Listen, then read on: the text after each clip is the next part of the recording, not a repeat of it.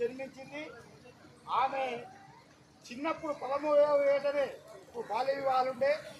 ఆ బాల్య వివాహాలు జరిగిన సందర్భంలో చిట్యాల నర్సయ్యను, పాలకుర్తి గ్రామస్తుడైన చిట్యాల నర్సయ్యను పెళ్లి చేసుకొని కుటుంబ ఆర్థిక పరిస్థితి బాగాలేక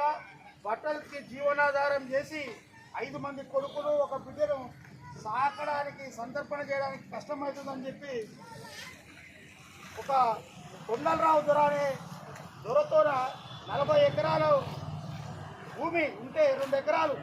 ఆమె లీజుకు తీసుకొని, అంటే కౌలుకు తీసుకొని సేద్యం చేసి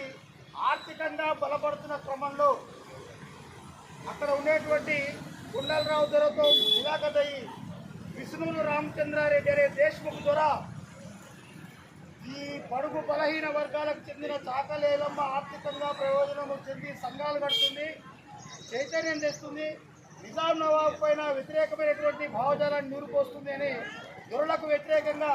దేశ్ముఖులకు వ్యతిరేకంగా అందరినీ కూడగడుతుందని చెప్పి ఆ పంటను నాశనం చేయడానికి దుండగులను పంపిస్తే ఐలమ్మకు ఆంధ్ర మహాసభ భీమిరెడ్డి నరసింహారెడ్డి, ఆరుట్ల రామచంద్రారెడ్డి వీళ్ళందరూ తోడయి ఆమెకు ధైర్యం నింపి, ఎవరైతే దుండగులు భూమి మీదకి వచ్చి పంటను నాశనం చేసి ధాన్యమంతా ఎత్తుకపోవాలని వస్తారో వాళ్ళందరినీ తరిమి కొట్టి గడీలలో దేశ్ముఖ్ గుండెల్లో నిద్రపోయినటువంటి చాకాలి ఐలమ్మ ఆనాడు చెప్పులు లేకుండా వాళ్ళ గడిల ముందుకు వెళ్ళేవారు, అలా ఉంచుకొని బ్రతికేవారు. మరి ఐలమ్మ ధీరోదత్తమైనటువంటి పోరాటం చేసి భూమి కోసం, భుక్తి కోసం, వెట్టి చాకరీ విముక్తి కోసం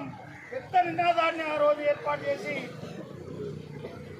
ఆ విష్ణూరు రామచంద్రారెడ్డికి గల 10,000 ఎకరాలను పీడిత తాడిత ప్రజలకు పంపిణీ చేసినటువంటి ధీరోదత్త మహిళ మన చాకలి ఐలమ్మ. అటువంటి ఆమె పేరుతోన ఈరోజు తెలంగాణ ప్రభుత్వం ఒక యూనివర్సిటీకి ఆమె పేరు పెట్టింది. మన కోటి మహిళా యూనివర్సిటీకి చాకలి ఐలమ్మ మహిళా యూనివర్సిటీ అని పేరు పెట్టింది. ఇంకో జనగామలో వ్యవసాయ మార్కెట్ కమిటీకి ఐలమ్మ వ్యవసాయ మార్కెట్ కమిటీ అని పేరు పెట్టింది. ఎన్నో రకాలుగా ఆమెను శ్లాఘించి ఆమె పోరాటాన్ని భావితరాలకు అందడానికి ప్రభుత్వం తీసుకుంటున్న చర్యల్లో భాగంగా ఈరోజు 40వ వర్ధంతిని, మళ్ళీ 26 సెప్టెంబర్ నాడు వచ్చే జయంతిని ప్రభుత్వం అధికారిక కార్యక్రమంగా ప్రకటించినందుకు